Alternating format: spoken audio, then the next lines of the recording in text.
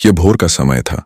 एक बूढ़ी महिला जिसने एक पुरानी फटी और गंदी साड़ी पहन रखी थी, धीरे धीरे एक बड़े मॉल की ओर जा रही थी। वहीं दूसरी ओर उनकी बेटी एएसपी मैडम नेहा पार्वती थाने में अपने काम में व्यस्त थीं।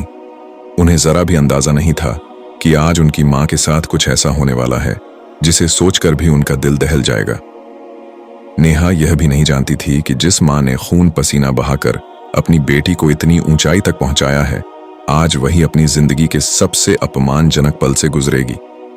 बूढ़ी मां धीरे धीरे चलती हुई मॉल के अंदर दाखिल हुई। जैसे ही वह अंदर गईं, वहां मौजूद ग्राहकों और कर्मचारियों की निगाहें उन पर टिक गईं।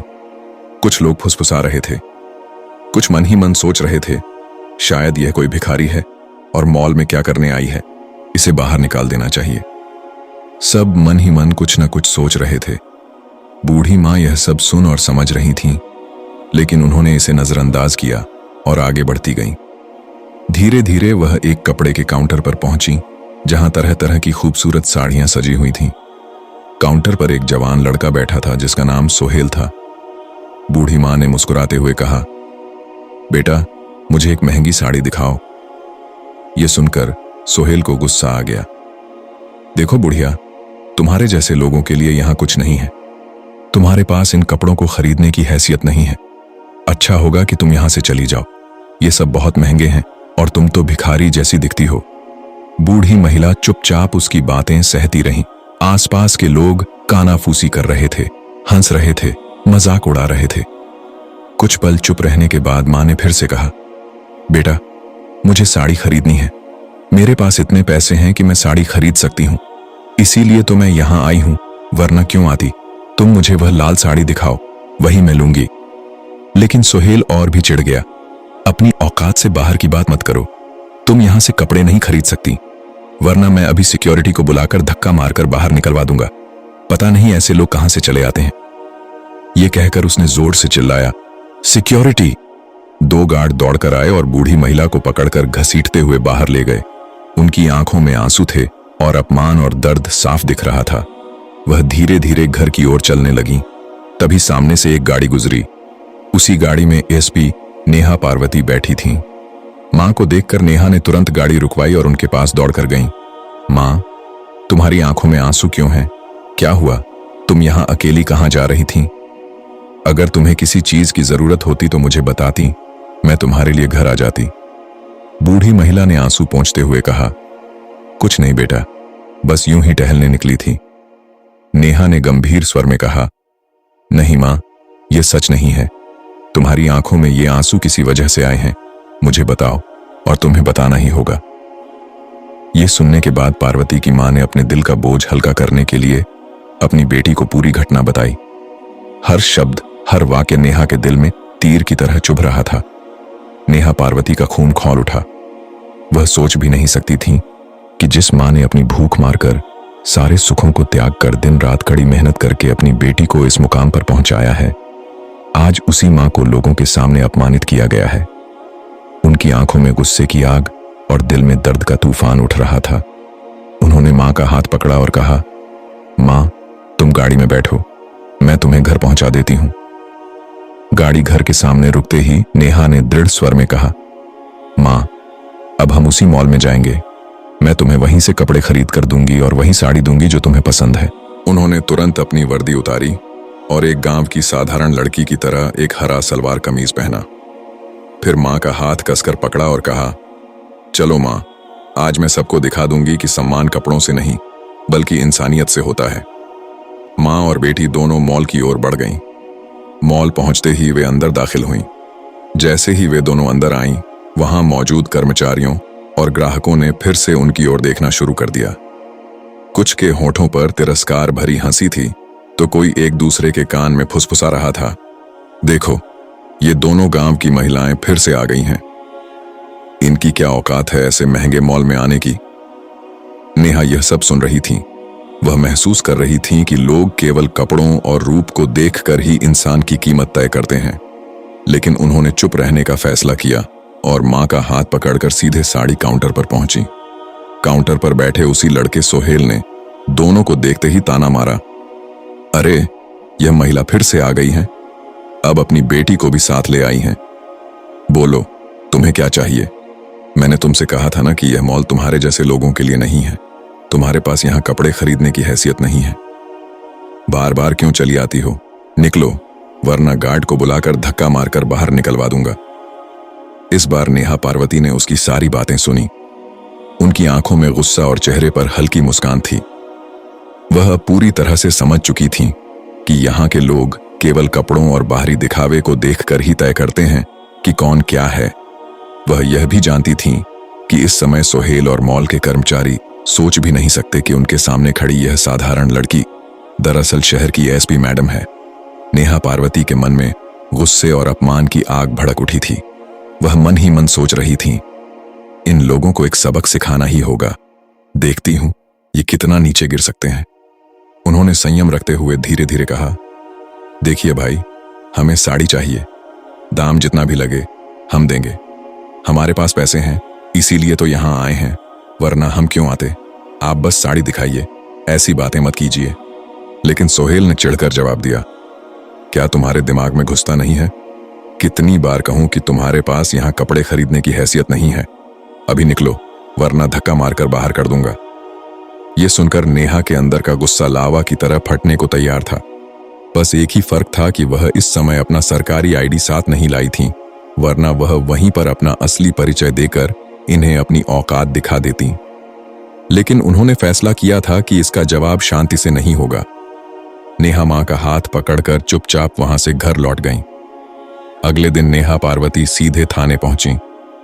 उन्होंने अपने सबसे भरोसेमंद और शहर के जाने पहचाने 2 हवलदारों को बुलाया।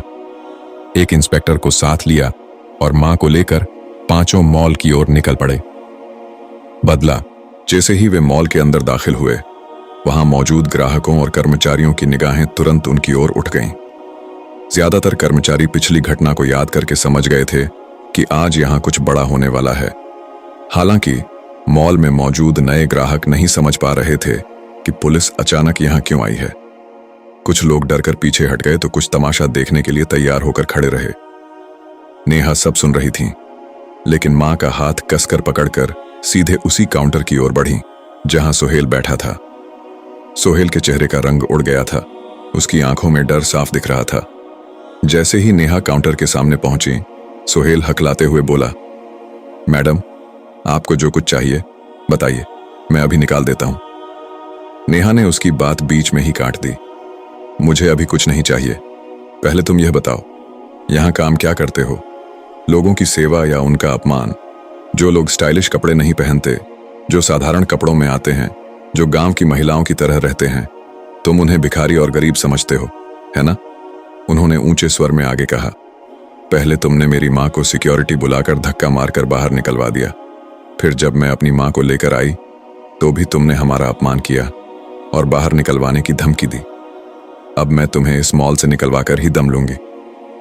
सोहेल का शरीर कांप रहा था, हाथ पैर सुन्न हो गए थे। वह डर के मारे बुदबुदाया, मैडम, हमें माफ कर दीजिए। हमें पता नहीं था कि ये आपकी मां है। ये ऐसे आई थी जैसे कोई भिखारी हो। हमने सोचा कि ये किसी गरीब घर से होंगी और कपड़े नहीं खरीद पाएंगी, इसलिए बाहर निकलवा दिया था। और जब आप आईं तो आप भी गांव की लड़की जैसी लग रही थी। हमने सोचा कि आप भी अमीर नहीं होंगी, इसलिए जो मन में आया कह दिया। लेकिन अब हमें एहसास हो रहा है कि हमसे बहुत बड़ी गलती हो गई है। नेहा ने तीखी नजरों से कहा, तुम्हें यह तय करने का कोई हक नहीं है कि कौन अमीर है और कौन गरीब।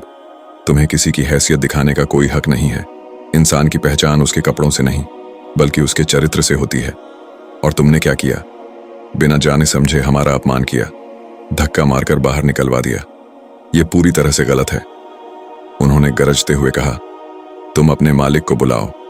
मैं अभी उनके पास तुम्हारी शिकायत करूंगी और देखो, मैं तुम्हें इस मॉल से निकलवाकर ही दम लूंगी। नेहा पार्वती की बात सुनकर सोहेल के पैरों तले जमीन खिसक गई। वह समझ गया था कि अब उसके बचने का कोई रास्ता नहीं है, क्योंकि उसने बहुत बड़ी गलती कर दी थी। डर के मारे वह वहीं घुटनों के बल बैठ गया और नेहा पार्वती के पैर पकड़कर कांपते हुए बोला, मैडम, मुझे माफ कर दीजिए। मुझसे बहुत बड़ी गलती हो गई है। अब मैं समझ गया हूं कि कपड़ों से कोई अमीर या गरीब नहीं होता। हर किसी को अपनी पसंद के कपड़े पहनने का अधिकार है, चाहे वह साधारण हो या महंगा। हमें किसी को उनके कपड़ों से नहीं आंकना चाहिए। भविष्य में मैं ऐसा कभी नहीं करूंगा। कृपया मुझे माफ कर दीजिए। नेहा ने उसकी आंखों में डर और पछतावा देखा।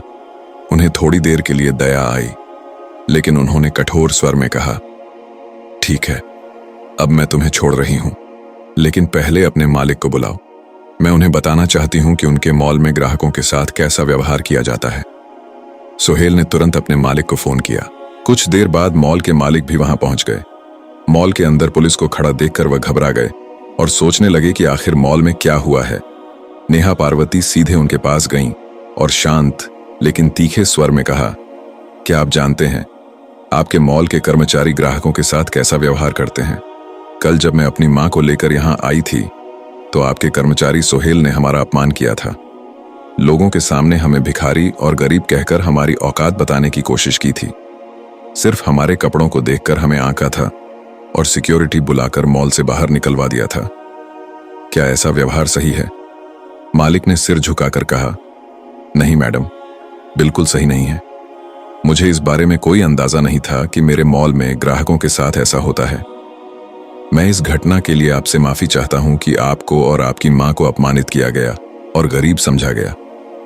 मैं वादा करता हूं कि भविष्य में ऐसा फिर कभी नहीं होगा। नेहा ने कहा, अच्छा है कि आप अपनी गलती समझ गए हैं, लेकिन भविष्य में ऐसा ना हो, इसके लिए अपने सभी कर्मचारियों को समझा दीजिए कि ग्राहक चाहे अमीर हो या गरीब, उसे सम्मान और इज्जत मिलनी चाहिए। गरीब होना किसी की गलती नहीं है, यह तो ईश्वर की मर्जी होती है। इसलिए किसी को उसकी हैसियत दिखाने की कोशिश मत कीजिएगा। मालिक ने तुरंत वहां मौजूद सभी कर्मचारियों को बुलाया। उन्होंने ऊंचे स्वर में कहा, सुन लो, आज से किसी भी ग्राहक के साथ गलत व्यवहार नहीं होगा। यहां आने वाले हर इंसान का सम्मान करोगे, वह चाहे जो भी कपड़े पहनकर आए। कपड़ों को देखकर किसी को नहीं आंकोगे। अगर आज के बाद किसी के बारे में कोई शिकायत मिली तो मैं उसे तुरंत नौकरी से निकाल दूंगा और फिर वह किसी भी मॉल में काम नहीं कर पाएगा। सुधर जाओ, वरना अंजाम बुरा होगा। सभी कर्मचारी चुपचाप सिर झुकाए खड़े रहे। इसके बाद नेहा पार्वती ने मालिक की ओर देखकर कहा, अब मुझे मेरी मां के लिए एक साड़ी चाहिए। सुहेल दौड़ कर गया और वही लाल साड़ी ले आया जो बूढ़ी मां ने पहली बार पसंद की थी। साड़ी हाथ में लेकर नेहा ने अपनी मां का हाथ पकड़ा और मॉल से बाहर निकल गईं। मॉल में मौजूद सभी ग्राहक अब चुपचाप सोच रहे थे कि कपड़ों से किसी की पहचान तय नहीं होती। हर इंसान की अपनी पसंद और अपना स्वाद होता है और यह तय करने का अधिकार किसी और को नहीं है।